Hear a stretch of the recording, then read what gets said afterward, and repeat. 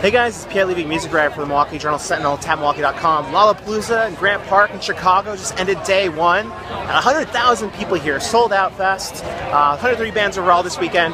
So 100,000 people, including one unannounced person, Rihanna. She showed up during Eminem's set at the end of the night. He was the big headliner tonight, and that really brought kind of a big wow moment for Lolla on night one to have her there. She's saying "Love the Way You Lie," which is co-written by Skylar Grey, a Wisconsin native.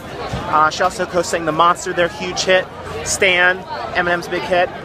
And even though they didn't have much chemistry together, the fact that she was even there unannounced, it created this great excitement. Eminem had tried really hard during his set to make it really exciting. He was very intense. But the problem was that his set in the front load was in the beginning it didn't have a lot of really huge hits. And the other big problem was that the vocal mix wasn't the best. Maybe this being a festival environment, you couldn't really decipher a lot of the words. I think that also had a problem for people connecting way in the way back. But still, he gave a lot of energy. He gave a good show. He did the best that he could. And having Rihanna there was really good. Other sets I saw today included Lorde. Lorde, for me, was the best thing I saw on opening day. She performed with kind of abandon, like as if she was still just dancing in her bedroom. You know, lots of twitching, air drums. It was just kind of pure and infectious, and she did a really nice job. But at the same time, even though it was like, you know, bedroom dancing or whatever, it captivated, it carried over to a big stage. And that helped because her songs, even though they're kind of odd, they're still very accessible. Songs like Tennis Court, songs like Royals, and the crowd really loved it. I mean, it was a really good show. She's going to be at the BMO Harris Pavilion on September 26th. You should check that out.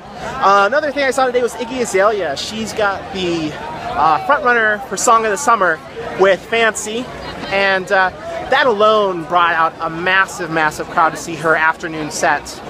The problem is, even though a lot of people were there, it was almost like they weren't there because they showed up because she's Iggy Azalea and she's supposed to be the hot new thing.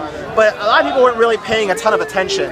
I mean, when Fancy came on, yeah, everyone's saying along. But until Fancy came on, it was just a lot of people kind of talking to themselves. There's a couple in front of me that was just making out obnoxiously, relentlessly. And, you know, it's just people didn't really seem like, it seemed like they were there just to be there. It didn't seem like they were there because they wanted to be there even, or that they cared to be there. It was just because it was the thing to do. So it didn't really help with the set. And Azalea, even though she had some dancers and did some little cheerleader choreography type stuff, she performed as if she didn't really want to break a sweat. She performed as if she didn't want to like mess up her hair, or, you know, she just didn't perform with a lot of energy and intensity, which I think she'll need. She's coming to the rave, by the way, in October, and hopefully she'll improve her live set by then. There's also more reviews you can find at jsonline.com/music.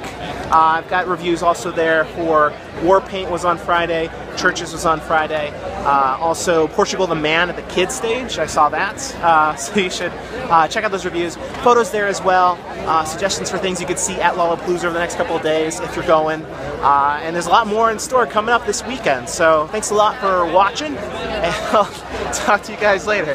It's going to take me about an hour to get out of here. Thanks.